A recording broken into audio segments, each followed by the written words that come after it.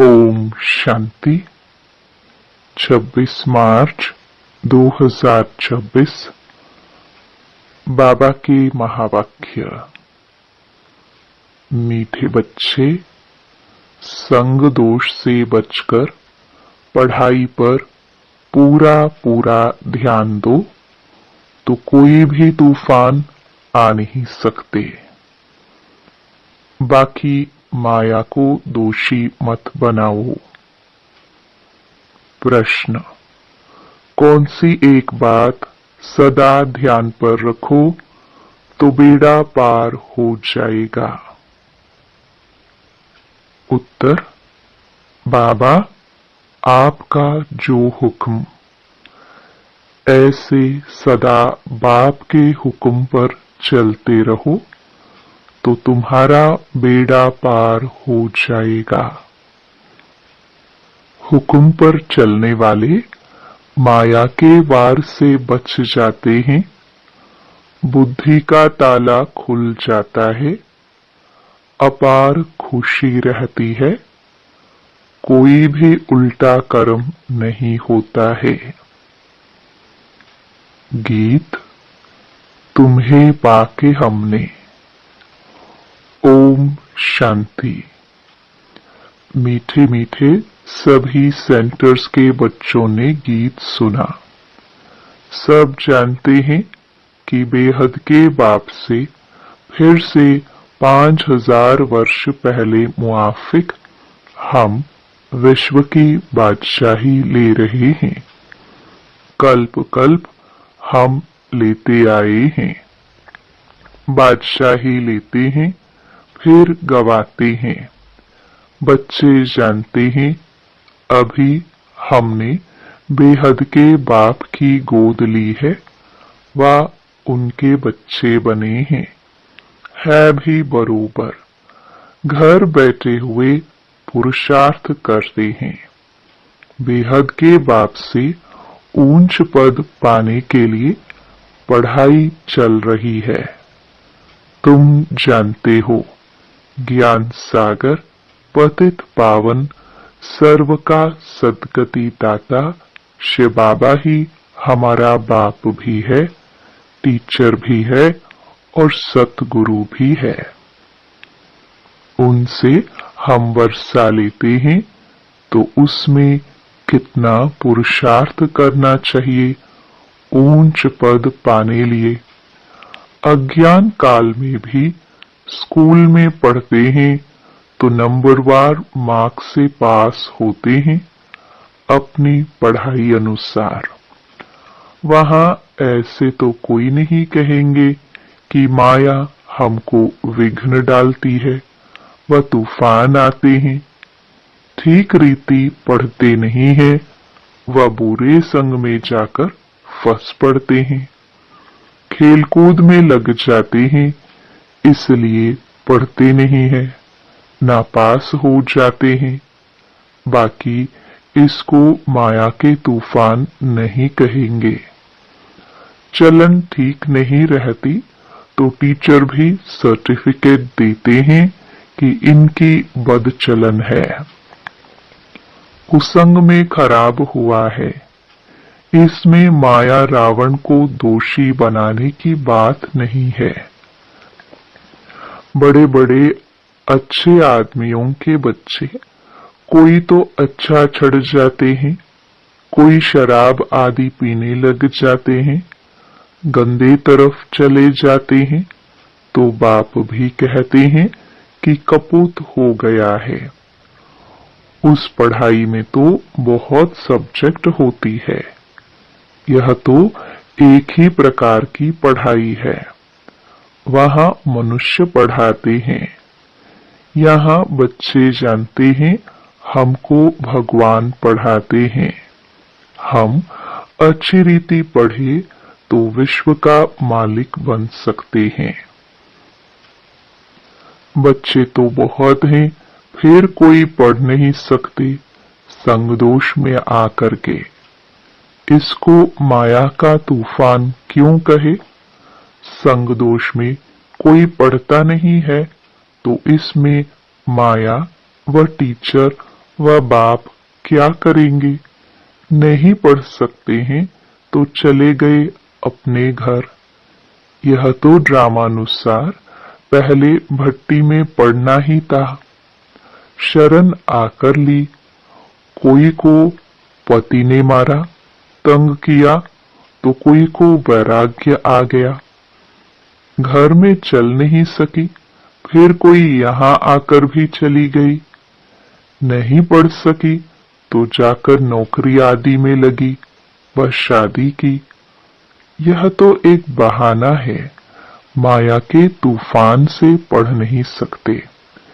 यह नहीं समझते कि संग दोष के कारण यह हाल हुआ और हमारे में विकार जबरदस्त हैं।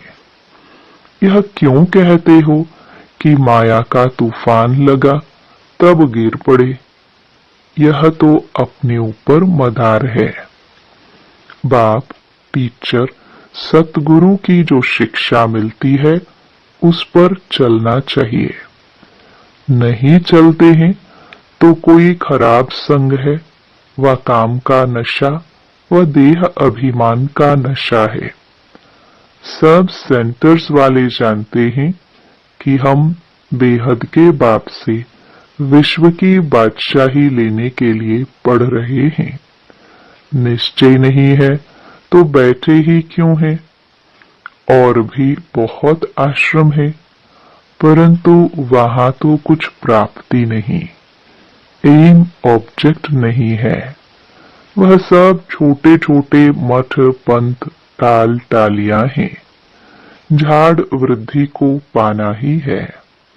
यहाँ तो यह सारा कनेक्शन है। मीठे दैवी झाड़ का जो होगा वह निकल आएगा। सबसे मीठे कौन होंगे? जो सत्युग के महाराजा महारानी बनते हैं। अभी तुम समझते हो जो पहले नंबर में आते हैं उन्होंने जरूर अच्छी पढ़ाई पढ़ी होगी, वही सूर्यवंशी घराने में गए। ऐसे भी हैं गृहस्थ व्यवहार में रहते अर्पणमय जीवन है, बहुत सर्विस कर रहे हैं। फर्क है ना? भल यहाँ भी रहते हैं परंतु पढ़ा नहीं सकते तो और सर्विस में लग जाते हैं। पिछाड़ी में थोड़ा राजाई पद पालेंगे। देखा जाता है बाहर गृहस्थ व्यवहार में रहने वाले बहुत तीखे हो जाते हैं पढ़ने और पढ़ाने में। सभी तो गृहस्थी नहीं है। कन्या व कुमार को गृहस्थी नहीं कहेंगे। और जो वानप्रस्थी हैं वह 60 वर्ष के बाद फिर सब कुछ बच्चों को दे खुद कोई साधु आदि के संग में जाकर रहते हैं। आजकल तो तमो प्रधान है तो मरने तक भी धंधे आदि को छोड़ते नहीं है। आगे 60 वर्ष में वानप्रस्थ अवस्था में चले जाते थे, बनारस में जाकर रहते थे। यह तो बच्चों ने समझा है, वापस कोई जा ना सके, सदगति को पा नहीं सकते। बाप ही मुक्ति जीवन मुक्ति दाता है। वह भी सब जीवन मुक्ति को नहीं पाते। कोई तो मुक्ति में चले जाते हैं। अब आदि सनातन देवी देवता धर्म की स्थापना हो रही है। फिर जो जितना पुरुषार्थ करे उनमें भी कुमारियों को अच्छा चांस है। पारलौकिक बाप की वारिस बन जाती हैं। यहाँ तो सब बच्चे बाप से वर्षा लेने के हकदार हैं। वहां तो बच्चियों को वर्षा नहीं मिलता। बच्चों को लालच रहती है। भल ऐसे भी हैं जो समझते हैं कि ये भी वर्षा मिलेगा, वो भी लेवे, उनको क्यों छोड़े। दोनों तरफ पढ़ते हैं। ऐसे किस्म किस्म के हैं। अब यह तो समझते हैं, अच्छा जो पढ़ते हैं वह ऊंच पद पा लेते हैं, प्रजा में बहुत साहूकार बन जाते हैं। यहाँ रहने वालों को अंदर ही रहना पड़ता है, दास दासियां बन जाते हैं। फिर त्रेता के अंत में 3, 4, 5 जन्म करके राजाई पद मिलेगा। उनसे तो वह साहूकार अच्छे हैं जो सतयुग से लेकर उन्हों की साहूकारी कायम रहती है। गृहस्थ व्यवहार में रहकर साहूकारी पद क्यों नहीं लेना चाहिए? कोशिश करते हैं हम राजाई पद पाए, परंतु अगर खिसक पड़ते हैं तो प्रजा में अच्छा पद पाने का पुरुषार्थ करना चाहिए। वह भी तो ऊंच पद हुआ ना। यहाँ रहने वालों से बाहर रहने वाले बहुत ऊंच पद पा सकते हैं। सारा मदार पुरुषार्थ पर है। पुरुषार्थ कभी छिप नहीं सकता। प्रजा में जो बड़े ते बड़ा साहूकार बनेगा वह भी छिपा नहीं रहेगा। ऐसे नहीं कि बाहर वालों को कोई कम पद मिलता है। पिछाड़ी में राजाई पद पाना अच्छा व प्रजा में शुरू से लेकर ऊंच पद पाना अच्छा। गृहस्थ व्यवहार में रहने वालों को इतने माया के तूफान नहीं आते हैं। यहाँ वालों को तूफान बहुत आते हैं, हिम्मत करते हैं। हम शिव बाबा की शरण में बैठे हैं, परंतु संग दोष में पढ़ते नहीं हैं। पिछाड़ी में सब मालूम पड़ जाता है। साक्षात्कार होगा, कौन क्या पद पाएंगे, नंबरवार पढ़ते हैं ना। कोई तो सेंटर्स को आप ही चलाते हैं। कहाँ तो सेंटर चलाने वाले से भी पढ़ने वाले तीखे हो जाते हैं। सारा पुरुषार्थ पर है। ऐसे नहीं कि माया के तूफान आते हैं। नहीं, अपनी चलन ठीक नहीं है, श्रीमत पर नहीं चलते हैं। लौकिक में भी ऐसा होता है। टीचर व माँ बाप की मत पर नहीं चलते। तुम तो ऐसे बाप के बच्चे बने हो जिनको कोई बाप ही नहीं। वहां तो बाहर में बहुत जाना पड़ता है। कई बच्चे संग दोष में फंस पड़ते हैं तो नापास हो जाते हैं। ऐसे क्यों कहेंगे माया के तूफान आते हैं? यह अपनी मूर्खता है। डायरेक्शन पर नहीं चलते हैं। ऐसी चलन से नापास हो जाती हैं। बहुतों को लालच रहती है, कोई में क्रोध, कोई में चोरी की आदत। आखिरी में मालूम तो पड़ जाता है फलाने फलाने ऐसी ऐसी चलन के कारण चले गए। समझा जाता है शूद्र कुल के बन गए। उनको फिर ब्राह्मण नहीं कहेंगे, फिर जाकर शूद्र बन गए। पढ़ाई छोड़ दी, थोड़ा भी ज्ञान सुना तो प्रजा में आ जाएंगे। बड़ा झाड़ है, कहां कहां से निकल आएंगे। देवी देवता धर्म के और धर्म में कन्वर्ट हो गए होंगे, वह निकल आएंगे। बहुत आएंगे तो सब वंडर खाएंगे। और धर्म वाले भी मुक्ति का वर्षा तो ले सकते हैं ना। यहाँ कोई भी आ सकते हैं। अपने घराने में ऊंच पद पाना होगा तो वह भी आकर लक्ष्य लेकर जाएंगे। बाबा ने तुमको साक्षात्कार कराया था कि वह भी आकर लक्ष्य लेकर जाते हैं। ऐसे नहीं कि यहाँ रहकर ही लक्ष्य में रह सकेंगे। कोई भी धर्म वाला लक्ष्य ले सकता है। लक्ष्य मिलता है बाप को याद करो, शांति धाम को याद करो, तो अपने धर्म में ऊंच पद पालेंगे। उनको जीवन मुक्ति तो मिलनी नहीं है, न वहां आएंगे, दिल लगेगी नहीं। सच्ची दिल उन्हों की लगती है जो यहाँ के हैं। पिछाड़ी में आत्माएं अपने बाप को तो जान जाए। बहुत सेंटर्स पर ऐसे भी हैं जिनका पढ़ाई पर अटेंशन नहीं है, तो समझा जाता है ऊंच पद नहीं पा सकेंगे। निश्चय हो तो यह नहीं कह सकते कि फुर्सत नहीं है, परंतु तकदीर में नहीं है तो कहते हैं फुर्सत नहीं है। यह काम है, तकदीर में होगा तो दिन रात पुरुषार्थ करने लग पड़ेंगे। चलते चलते संग में भी खराब हो पड़ते हैं, उसको ग्रहचारी भी कह सकते हैं। बृहस्पति की दशा बदलकर मंगल की दशा हो पड़ती है, शायद आगे चलकर उतर जाए। कोई के लिए बाबा कहते हैं राहु की दशा बैठी है। भगवान का भी नहीं मानते हैं, समझते हैं यह ब्रह्मा कहते हैं। बच्चों को यह नहीं पता पड़ता है कि कौन है जो डायरेक्शन देते हैं। देह अभिमान के कारण साकार के लिए समझ लेते हैं।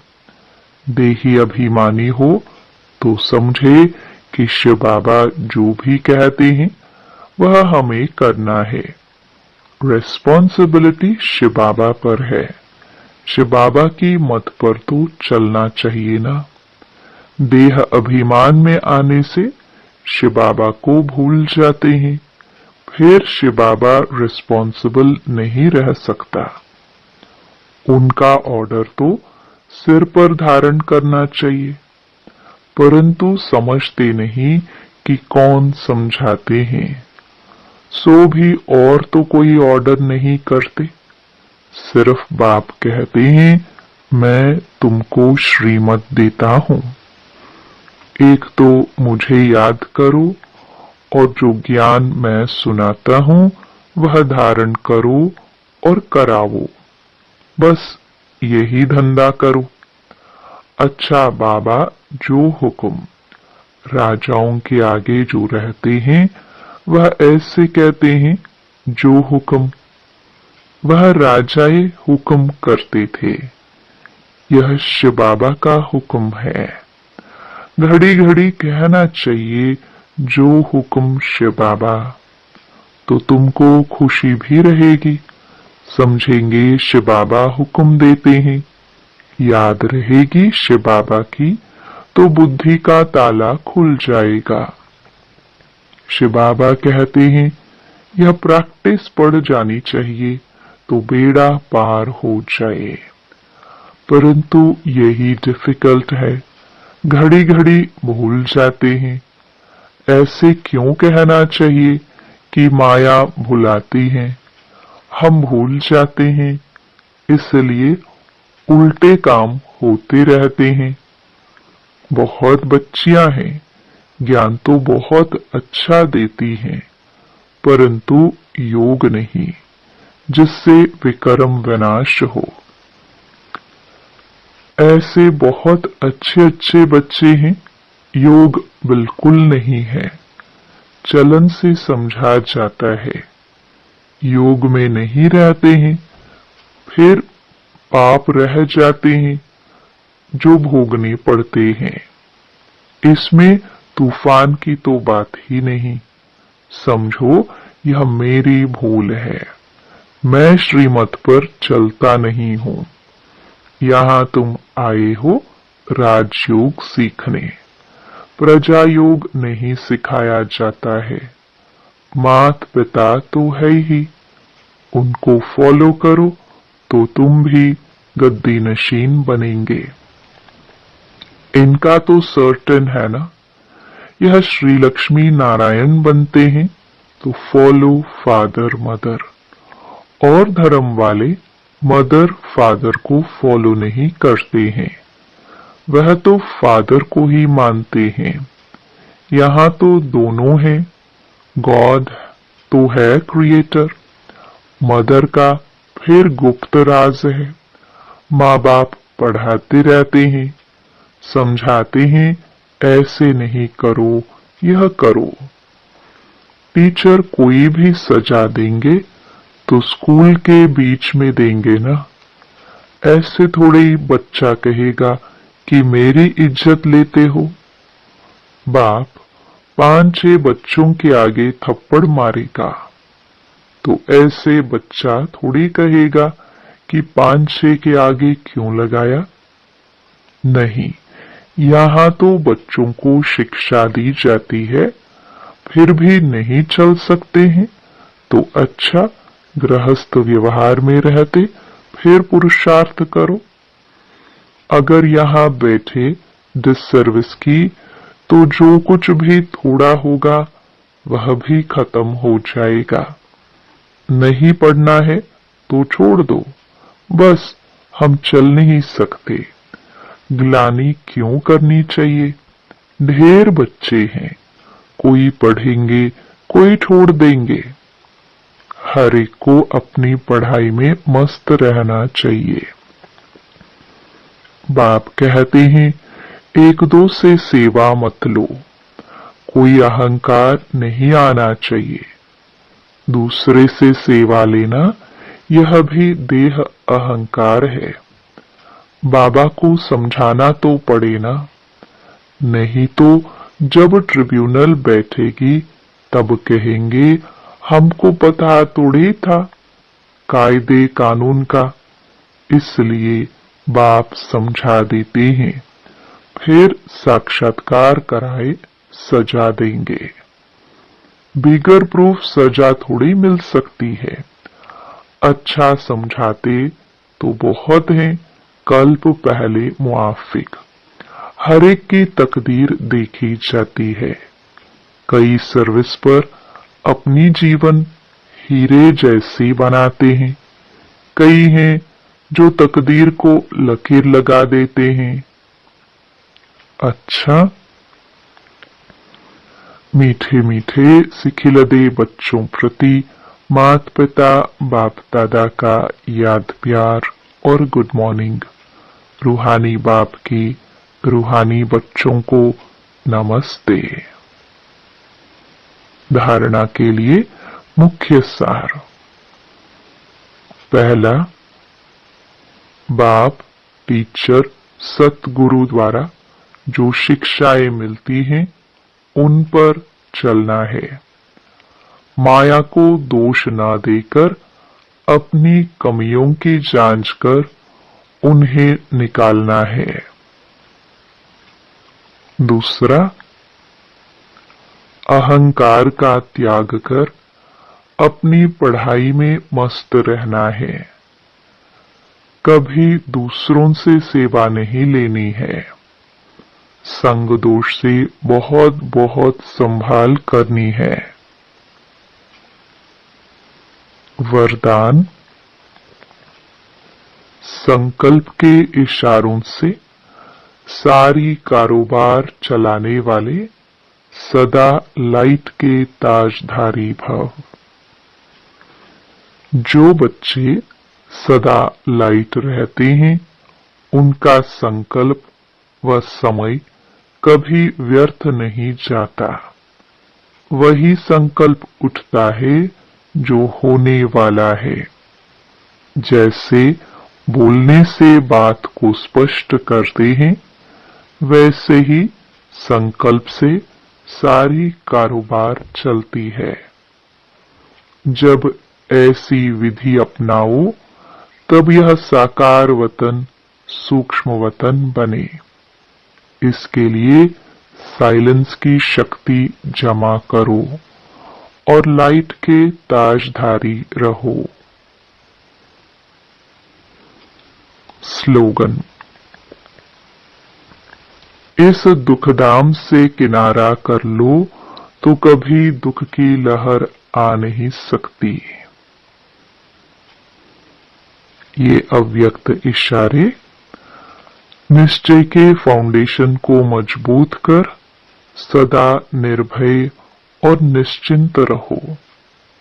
जैसे कार में बैटरी जब थोड़ा ढीली हो जाती है, कार अपने आप नहीं चलती है, तो दूसरों से थोड़ा धक्का लगवाते हैं। ऐसे जिस भी आत्मा में आपका फेथ हो और समझो इनसे हमको मदद मिल सकती है, तो उनसे थोड़ा सा सहयोग लेकर आगे बढ़ जाना चाहिए। कमजोरी की बात को ज्यादा नहीं सोचना, तब खुशी में आगे बढ़ते जाएंगे। ओम शांति।